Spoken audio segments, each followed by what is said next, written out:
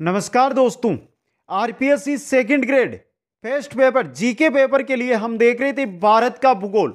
आज हमारी रहेगी भारत भूगोल के अंदर क्लास नंबर 5, जिसके अंदर बचे हुए दो भौतिक प्रदेश, तटीय मैदान और द्वीपीय प्रदेश, इनके बारे में आज हम चर्चा करेंगे दोस्तों। इससे पहले 4 क्लासें हो चुकी है, प्लेलिस्ट में जाकर एक एक क्लास को आप अटेंड कर सकते हैं दोस्तों। इसी के साथ अगर हम जीके पेपर की बात करें तो इतिहास, राजनीति विज्ञान, विश्व भूगोल और राजस्थान का भूगोल कंप्लीट हो चुका है। मनोविज्ञान और भारत का भूगोल आपका भी चल रहा है। इन सभी की PDF Kuchaman online classes app पर मिल जाएगी। लिंक आपकी दी गई है डिस्क्रिप्शन में, वहां से ऐप को डाउनलोड करके आप सभी की पीडीएफ है वो प्राप्त कर सकते हैं दोस्तों। तो चलते हैं आज की क्लास की ओर। एक बार सभी साथी वीडियो को लाइक, शेयर और जो नए साथी है चैनल को जरूर सब्सक्राइब करें। सबसे पहले हम देखेंगे तटीय मैदान और उसके बाद देखेंगे द्वीपीय प्रदेश दोस्तों। तो चलते हैं दोस्तों सबसे पहले तटीय मैदानों की ओर। पहले बात कर लेते हैं ये तटीय मैदान स्थित कहां है। तो मित्रों, जिस प्रकार हम भारत का नक्शा बनाते हैं और भारत के अंदर अगर हम दक्षिणी भारत का नक्शा बनाएं तो इस प्रकार से आपका दक्षिणी भारत का नक्शा बनता है मित्रों। इसके अंदर देखिए मित्रों, जो ये तटीय इलाका है, जो ये तटीय इलाका बन रहा है, ये आपका क्या है, ये है ना मित्रों, ये ही है आपका तटीय मैदान। ये क्या है, आपका तटीय मैदान है मित्रों। ये आपका हो जाएगा पश्चिम तटीय मैदान और ये हो जाएगा पूर्वी तटीय मैदान। तो चलते हैं देखते हैं इसके बारे में मित्रों। भारत की मुख्य भूमि की 6100 किलोमीटर लंबी जल सीमा पर विस्तृत तटीय मैदान चौथे महत्वपूर्ण भौगोलिक क्षेत्र के अंतर्गत आता है मित्रों। भौगोलिक प्रदेशों की अगर हम बात करें मित्रों, भौगोलिक प्रदेशों की बात करें तो 5 भौगोलिक प्रदेश। उत्तर का जो विशाल पर्वतीय मैदान यानी हिमालय पर्वतीय क्षेत्र, 2 नंबर पे महान मैदान, उत्तर का महान मैदान, 3 नंबर पर प्रायद्वीपीय भारत और 4 नंबर पे आता है हमारा तटीय मैदान। लगभग 6100 किलोमीटर की जो हमारी समुद्री तटीय सीमा लगती है मित्रों, वहां के आसपास फैला हुआ है आपका तटीय मैदान दोस्तों। इसका विस्तार है जो कच्छ का रण पश्चिम में गुजरात के अंदर कच्छ का रण है मित्रों। कच्छ का रण यहां से प्रारंभ होकर गंगा ब्रह्मपुत्र डेल्टा पूर्व में यहां तक जाता है दोस्तों। इस प्रकार फैला हुआ ये क्या है, आपका तटीय मैदान। अब जो तटीय मैदान है ना आपका, इसको 2 भागों में, एक तो आपका यह हो गया पश्चिम का तटीय मैदान और यह हो गया पूर्व का तटीय मैदान। 2 भागों में बांटकर बात करेंगे। सबसे पहले अध्ययन करेंगे हम पश्चिम तटीय मैदानी क्षेत्र का दोस्तों। तो चलते हैं पश्चिमी तटीय मैदानी क्षेत्र की ओर। देखिए, उत्तर में कच्छ के रण से दक्षिण में कन्याकुमारी तक स्थित लंबवत संकरे उपजाऊ मैदान को पश्चिमी तटीय मैदान कहा जाता है मित्रों। इस प्रकार अगर हम बात करें नक्शे की तो यहां से शुरू होता है और यहां कन्याकुमारी तक यह है आपका पश्चिमी तटीय मैदानी क्षेत्र दोस्तों। देखिए आगे, इनकी औसत चौड़ाई 65 किलोमीटर है, जो मध्य भाग में अत्यधिक सकड़ी हो जाती है। अगर इस जो क्षेत्र है हमारा मैदानी क्षेत्र है तटीय पश्चिमी तटीय, इसकी चौड़ाई की बात की जाए तो लगभग 65 किलोमीटर औसत आती है इसकी। लेकिन जो मध्य भाग आता है, बॉम्बे के आसपास का भाग, वहां पर इसकी चौड़ाई है बहुत ही कम मिलती है दोस्तों। अब देखिए एक एक भागों में इसको बांटकर हम अध्ययन करेंगे। सबसे पहले जो हमारे भाग आ रहा है वो आ रहा है कच्छ प्रायद्वीपीय क्षेत्र। कच्छ प्रायद्वीपीय क्षेत्र दोस्तों, देखिए कच्छ की खाड़ी से खंभात की खाड़ी तक स्थित है आपका कच्छ प्रायद्वीपीय क्षेत्र मित्रों। यह चौड़े मैदान है, यहां शुष्क एवं अर्ध शुष्क जलवायु दशाएं पाई जाती है एवं तटीय भागों में बालू के स्तूप, रेतीले मैदान व चट्टानी पहाड़ी क्षेत्र पाए जाते हैं। जो कच्छ प्रायद्वीपीय क्षेत्र है यह आपको लगभग गुजरात में देखने को मिलेगा और इसके अंदर आपको रेतीले टीले भी मिलेंगे, स्तूप भी मिलेंगे, मैदान सीधे रेतीले मैदान मिलेंगे, चट्टानी पहाड़ियां भी इसके अंदर आपको देखने को मिलेगी। यहां पर शुष्क व अर्धशुष्क जलवायु है जो कच्छ प्रायद्वीपीय क्षेत्र है, यहां पर आपको देखने को मिलेगी। तो ये कच्छ की खाड़ी से खंभात की खाड़ी तक स्थित है। 2 नंबर पर आता है काठियावाड़ प्रायद्वीपीय क्षेत्र दोस्तों, जो बड़ौदा से मुंबई तक विस्तृत है। बड़ौदा से लेकर मुंबई, बड़ौदा आपके कहां पर, ये सीमा पर आ जाएगा आपके गुजरात में और फिर बंबई तक है ये। कच्छ के दक्षिण में, कच्छ तक जो कच्छ की खाड़ी है, कच्छ का प्रायद्वीपीय क्षेत्र है, इसके दक्षिण में आता है काठियावाड़ प्रायद्वीपीय क्षेत्र, जो कच्छ के दक्षिण में 200 मीटर से कम औसत ऊंचाई वाला ये क्षेत्र है। जैसे अगर हम बात करें कि कच्छ का रण आ गया तो आगे ये मुंबई तक ये फैला हुआ है मित्रों, ये है आपके काठियावाड़ प्रायद्वीपीय क्षेत्र। इनके मध्य भाग में मानदेव पहाड़ियां अवस्थित है। यहां पर आपको मिलेगी मानदेव की पहाड़ियां दोस्तों। क्या मिलेगी? मानदेव की पहाड़ियां। अब मानदेव की पहाड़ियां हैं, उनमें सर्वोच्च चोटी है माउंट गिरनार 1117 मीटर, इनकी सबसे ऊंची चोटी है मित्रों माउंट गिरनार। कौन सी पहाड़ियों में स्थित है? मानदेव की पहाड़ियों में। दक्षिणी भाग में गिर की पहाड़ियां। अगर दक्षिणी भाग में चलते हैं यहां पर तो गिर की पहाड़ियां जो घने वनों वाला क्षेत्र है, गिर की पहाड़ियां घने वनों वाला क्षेत्र है दोस्तों। आ गया 2 नंबर का। पहला था कच्छ का रण यहां पे, फिर आ गया हमारा काठियावाड़ प्रायद्वीपीय क्षेत्र। आगे चलते हैं, आगे आता है कोकण मैदान। कोकण का मैदान है जो आपके मुंबई से लेकर गोवा तक, अगर आप मुंबई से गोवा तक जाएंगे तटीय सीमा के साथ तो आप चलेंगे कोकण के मैदान के अंदर। इसके बाद आता है मित्रों आपके कर्नाटक या कन्नड़ का मैदान। कर्नाटक या कन्नड़ का मैदान, ये गोवा से मंगलोर है मित्रों, ये लिखा हुआ है मंगलोर कर्नाटक में है। तो गोवा से मंगलोर तक 225 किलोमीटर लंबाई में इन मैदानों का विस्तार है, जो कि उत्तर में संकड़े व दक्षिण में चौड़े हैं। अगर बॉम्बे है और यहां से मंगलोर तक ये फैले हुए हैं तो ये इस प्रकार है मित्रों, इस प्रकार मिलेंगे। दक्षिण में चौड़ाई मिलेगी और उत्तर के अंदर यानी गोवा के आसपास ये सकड़े मिलेंगे आपको। शरावती नदी जब इन मैदानों में प्रवेश करती है तो गरसोपा या जिसको जोग जलप्रपात के नाम से जानते हैं, जोग जलप्रपात जिसका नाम है गरसोपा जलप्रपात बनाती है, जिसकी ऊंचाई है 271 मीटर। तो गरसोपा या जोग जलप्रपात कौन से मैदानों में आता है? कन्नड़ मैदान, कर्नाटक के मैदानों में स्थित है। पश्चिमी तटीय मैदान है, उनके अंतर्गत ये आता है दोस्तों, और 271 मीटर इसकी ऊंचाई है। कर्नाटक मैदानों के आगे चलते हैं तो आते हैं हमारे केरल के मैदान। इन्हें मालाबार मैदान भी कहा जाता है। केरल के मैदानों को मालाबार मैदान भी कहते हैं दोस्तों। यह मंगलोर से कन्याकुमारी तक 500 किलोमीटर लंबी दूरी में फैले चौड़े तटीय मैदान है।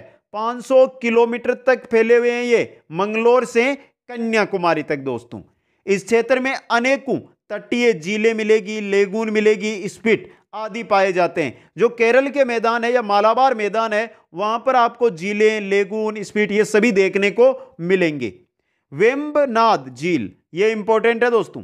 वेम्बनाद झील जो 75 किलोमीटर लंबी है और 5 से 10 किलोमीटर चौड़ी है, इसी मैदानी क्षेत्र में है, जिसके मुख पर कोच्चि शहर बसा हुआ है।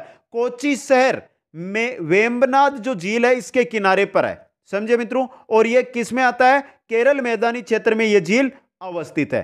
तो जो पश्चिमी तटीय मैदान है, पश्चिमी तटीय मैदानी क्षेत्र है, उसके अंतर्गत जो मैदान आते हैं वो हमने पढ़ लिए। अब आगे चलते हैं दूसरे भाग में। दूसरा भाग है पूर्वी तटीय मैदानी क्षेत्र। पूर्वी तटीय मैदानी क्षेत्र जो यहां पर फैला हुआ है, यह आपका देखिए कन्याकुमारी से ऊपर की ओर आपका देखिए यह है पूर्वी तटीय मैदानी क्षेत्र। देखिए मित्रों इनके बारे में, इनका विस्तार दक्षिण में कन्याकुमारी से उत्तर में स्वर्ण रेखा नदी जो पश्चिम बंगाल उड़ीसा सीमावर्ती भाग तक है, वहां तक आपको मिलेगा पूर्वी तटीय मैदानी क्षेत्र दोस्तों। इस क्षेत्र में महानदी, गोदावरी, कृष्णा, कावेरी नदियों के डेल्टा क्षेत्रों में यह मैदान काफी विस्तृत है। जो पश्चिमी मैदानी भाग था उससे पूर्वी मैदानी भाग विस्तृत है, फैला हुआ है, चौड़ाई में अधिक है दोस्तों। इन मैदानों की चौड़ाई उत्तर में कम व दक्षिण में विस्तृत है। उत्तर में इनकी चौड़ाई बहुत ही कम मिलेगी आपको, लेकिन दक्षिण में जैसे जैसे आप कन्याकुमारी की तरफ जाओगे तो इनकी चौड़ाई बढ़ती जाएगी। इनकी औसत चौड़ाई की अगर हम बात करें तो 120 किलोमीटर इनकी औसत चौड़ाई है। महानदी से कृष्णा के बीच, महानदी है, उसके बाद कृष्णा नदी, इनके बीच इन्हें उत्तरी सरकार एवं यानी कि उत्तरी सरकारी मैदान किनको कहते हैं? महानदी और कृष्णा नदी के बीच के मैदान को कहते हैं उत्तरी सरकार मैदान। और कृष्णा से कावेरी के बीच, कृष्णा नदी से कावेरी के बीच इनको कहा जाता है कार्नाटिक मैदान। क्या कहा जाता है? कार्नाटिक मैदान के नाम से इनको जाना जाता है दोस्तों। अब कौन कौन से मैदान पूर्वी में तटीय मैदानी भाग में आते हैं उनके बारे में पढ़ते हैं। सबसे पहले आएगा आपका उत्कल मैदान दोस्तों। उत्कल मैदान देखिए कहां पर है, यह उड़ीसा में 400 किलोमीटर लंबे तटीय मैदान है। उड़ीसा के अंदर जो तटीय मैदान है वो है आपके उत्कल मैदान दोस्तों, जहां महानदी अपना डेल्टा बनाती है। उत्कल मैदानों में ही महानदी अपना डेल्टा बनाती है। महानदी डेल्टा के दक्षिण में चिल्का झील स्थित है।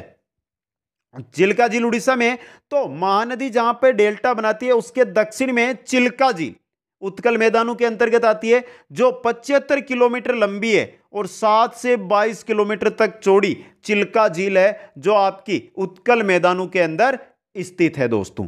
नेक्स्ट मैदान आते हैं हमारे आंध्रा के मैदान। आंध्रा के मैदान दोस्तों, उत्कल मैदानों के दक्षिण में पुलिकट झील, उत्कल जो मैदान है उनके दक्षिण के अंदर पुलिकट झील है, जो 60 किलोमीटर लंबाई और लगभग 16 किलोमीटर तक अधिकतम चौड़ाई है इसकी, तक इन मैदानों का विस्तार है। पुलिकट झील तक मिलेगा, उत्कल मैदानों से पुलिकट झील तक। पुलिकट झील से लगी लंबी सिफ्ट पर श्री हरिकोटा द्वीप स्थित है। तो आंध्रा मैदानों के अंदर, आंध्रा मैदानों के अंदर और पुलिकट झील के पास स्थित है श्री हरिकोटा द्वीप। कारण क्या है इसका क्वेश्चन का? क्योंकि जहां पर इसरो स्पेस स्टेशन स्थित है। इसरो स्पेस स्टेशन कहां पर है? श्री हरिकोटा के अंदर दोस्तों, और वो है आपके आंध्रा मैदानों के अंदर। इस क्षेत्र में गोदावरी व कृष्णा डेल्टा क्षेत्रों में इन मैदानों की चौड़ाई काफी विस्तृत है। तो आंध्रा मैदानों के अंदर गोदावरी व कृष्णा डेल्टा क्षेत्र स्थित है, इस वजह से यहां पर इन मैदानों की चौड़ाई अधिक है। इन्हीं मैदानों में विशाखापट्टनम व मछलीपट्टनम प्रमुख बंदरगाह है। विशाखापट्टनम बंदरगाह, मछलीपट्टनम बंदरगाह है, जो आपके आंध्रा मैदानों के अंदर स्थित है दोस्तों। नेक्स्ट मैदान आता है हमारा, वो आता है तमिलनाडु मैदान। पुलिकट झील से कन्याकुमारी तक, पुलिकट झील है उससे लेकर कन्याकुमारी तक अगर हम जाते हैं तो आपको 675 किलोमीटर की लंबाई में आपको मिलेगा तमिलनाडु मैदान का विस्तार। यहां इसे कोरोमंडल भी कहते हैं। तमिलनाडु मैदान या कोरोमंडल मैदान, दोनों नामों से इनको जाना जाता है। इनकी अगर औसत चौड़ाई की बात करें तो वो मिलेगी आपको 100 किलोमीटर। औसत चौड़ाई 100 किलोमीटर, लंबाई 675 किलोमीटर इनकी है दोस्तों।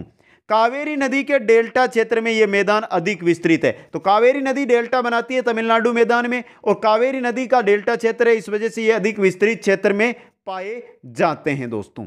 तो ये थे हमारे जो मैदानी भाग है, तटीय मैदानी भाग, वो दोस्तों। चौथा हमारा भौतिक प्रदेश। पांचवा हमारा भौतिक प्रदेश है वो है द्वीपीय प्रदेश दोस्तों। अब द्वीपीय प्रदेश है कहां पर, पहले इनके बारे में चाहे बात कर लें फिर देखते हैं। यहां अगर हम प्रायद्वीपीय भारत की आकृति बनाते हैं तो इस प्रकार बनते हैं, इस प्रकार बनते हैं मित्रों। तो यहां पर तो आएंगे आपके, देखिए ये तो आएंगे आपके क्या, ये तो है अंडमान और निकोबार द्वीप समूह, और यहां पर आपके आएंगे मित्रों लक्षद्वीप। यह है आपके द्वीपीय प्रदेश दोस्तों, जो भारत के अंतर्गत आते हैं। देखिए धरातल का विवाह जिसके चारों ओर जल पाया, धरातल की जगह जिसके चारों ओर जल पाया जाता है, धरातल की वह जगह जिसके चारों ओर जल पाया जाता है, उसको हम क्या कहते हैं? द्वीप कहते हैं। हिंद महासागर में भारत के 2 द्वीपीय क्षेत्र महत्वपूर्ण है, क्योंकि यहां पर जो ये आपका क्षेत्र है मित्रों, ये जो क्षेत्र है ये हिंद महासागर ही है, और इसके अंदर 2 है। पहला है अंडमान निकोबार द्वीप समूह है, जो बंगाल की खाड़ी में पड़ता है, ये बंगाल की खाड़ी में पड़ता है मित्रों।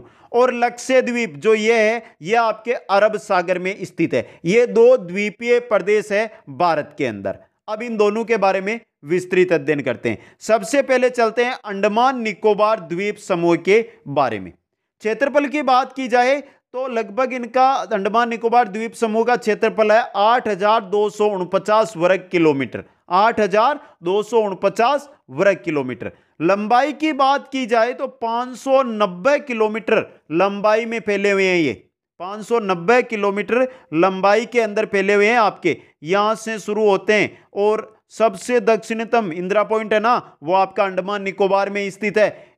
इतनी लंबाई के अंदर ये द्वीप है जो फैले हुए हैं। लगभग 265 छोटे बड़े द्वीप यहां पर मिलेंगे आपको। ये द्वीप बना रहा हूं मैं, जो भी यहां पे बिंदु लगा रहा हूं, ये द्वीप ही है। 265 छोटे बड़े द्वीप अंडमान निकोबार द्वीप समूह के अंतर्गत आते हैं दोस्तों।